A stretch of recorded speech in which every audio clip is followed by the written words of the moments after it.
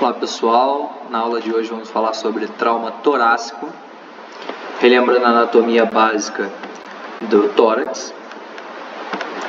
Nós temos a traqueia na região cervical, na região do pescoço.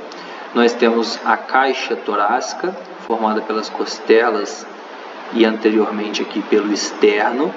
Nós temos uma musculatura importante, que é a musculatura do diafragma, que vai auxiliar no processo de ventilação. Nós temos as clavículas dos dois lados. Nós temos na área central, no mediastino, o coração.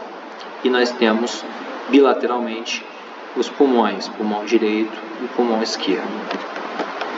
A cavidade torácica ela compreende dois espaços importantes: o mediastino, que é um espaço central que comporta o coração, grandes vasos, esôfago posteriormente e traqueia anteriormente, e o espaço pleural em cada lado do mediastino, comportando ali o pulmão revestido por pleuras. Fratura de costela é causada por uma contusão na caixa torácica e normalmente não é uma emergência importante, apenas quando lesiona um órgão interno, por exemplo, perfura um pulmão, causando pneumotórax. O tórax instável é uma emergência grave, que é causada pela fratura de duas ou mais costelas em dois segmentos diferentes. Então, quando eu tenho fratura de duas ou mais costelas e essas costelas estão fraturadas em mais de um segmento, eu tenho o que chamamos de tórax instável. Ele causa um movimento paradoxal, que é um sinal característico. Pode estar associado com outra lesão, por exemplo, o pneumotórax, isso é muito comum.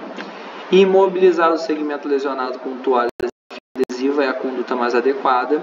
E realizar ventilação assistida, se necessário, se houver um comprometimento respiratório. Então, lesões de tórax, aqui eu tenho uma fratura de costela. Aqui eu já tenho fratura de mais de uma costela, então nós temos 3 costelas fraturadas em diferentes segmentos, o que caracterizava aqui um tórax instável. Essa região que está solta, ela vai começar a realizar um movimento paradoxal. Ela vai sair e vai voltar. Ela vai sair e vai voltar. Durante a fase inspiratória, ela sai e durante a fase expiratória, ela retorna.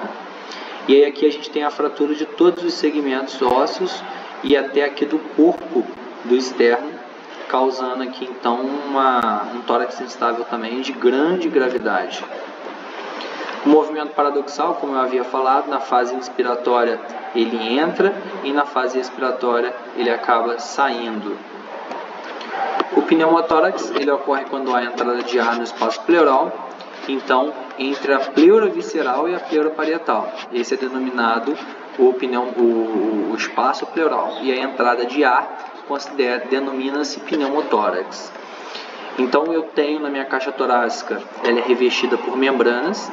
A membrana que é aderida à parede da gradil costal da caixa torácica é chamada de pleura parietal, e a membrana que adere ao pulmão é chamada de pleura visceral.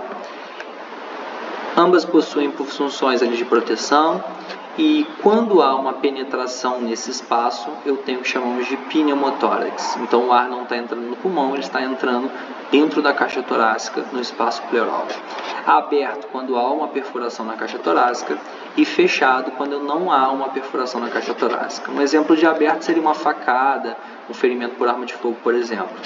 Já o fechado seria uma contusão, uma pancada na costela, uma costela perfurou e acabou gerando ali um pneumotórax fechado, por exemplo. O pneumotórax hipertensivo ele é uma condição, ele pode estar presente no aberto ou no fechado.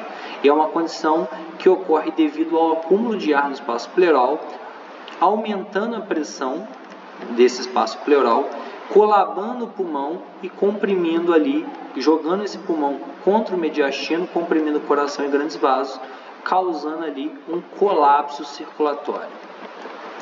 Então, o pneumotórax aberto, a gente observa uma abertura na parede torácica. Aqui, aderida à parede, a gente tem a pleura parietal, e aderida ao pulmão, nós temos a pleura visceral. Então, na fase inspiratória, o ar ele acaba entrando por esse orifício e aí se acumula no espaço pleural e não dentro do pulmão. Na fase expiratória, o ar acaba entrando também no espaço pleural piorando a questão da pressão neste segmento. Já o pneumotórax hipertensivo, eu tenho aqui a entrada de ar no espaço pleural.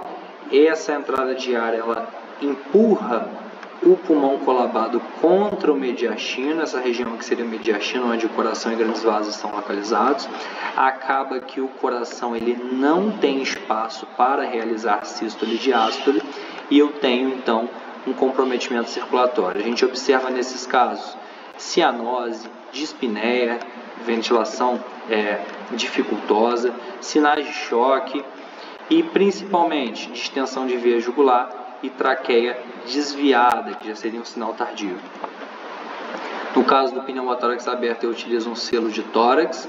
Nós iremos discutir mais na prática, então eu pego um material impermeável, pode ser aqui uma manta aluminizada, eu posso utilizar também aquela parte de plástico de uma gaze estéreo, por exemplo, e aí eu fecho os 4 lados.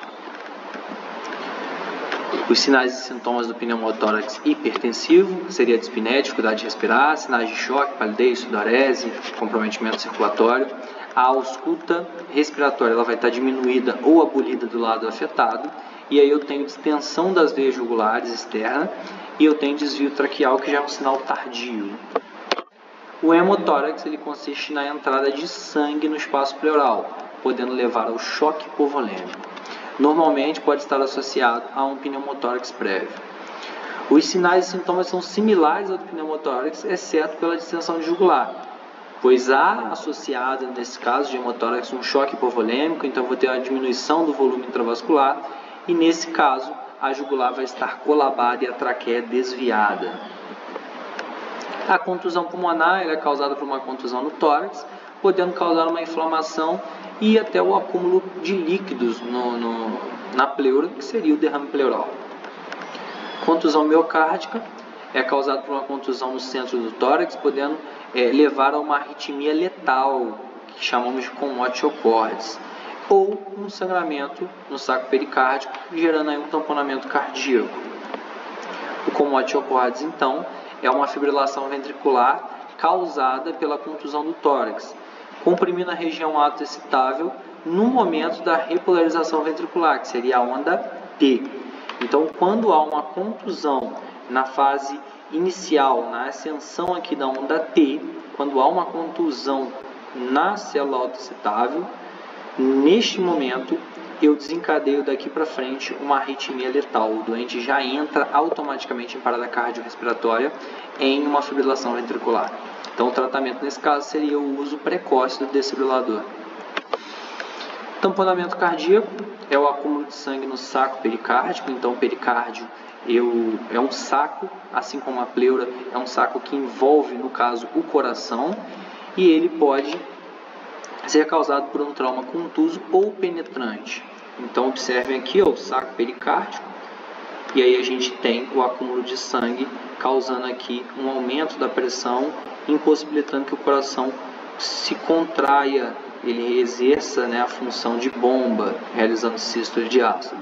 Eu utilizo a tríade de Becks para identificar isso, que seria jugulares distendidas, hipotensão, o paciente vai estar com a pressão baixa, e quando eu faço uma ausculta cardíaca, eu identifico bolhas cardíacas abafadas, seria hipofonéticas.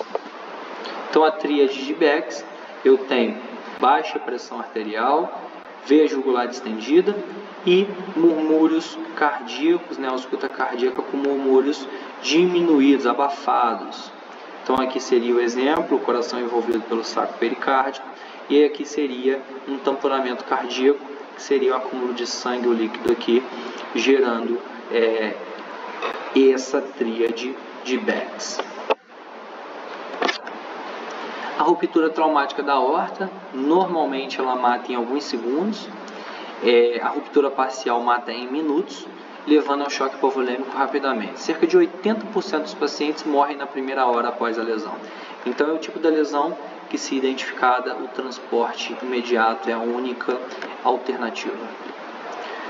O manejo de todo o trauma torácico, eu realizo o ABC da vida, eu mantenho uma via aérea, uma boa respiração, uma boa circulação.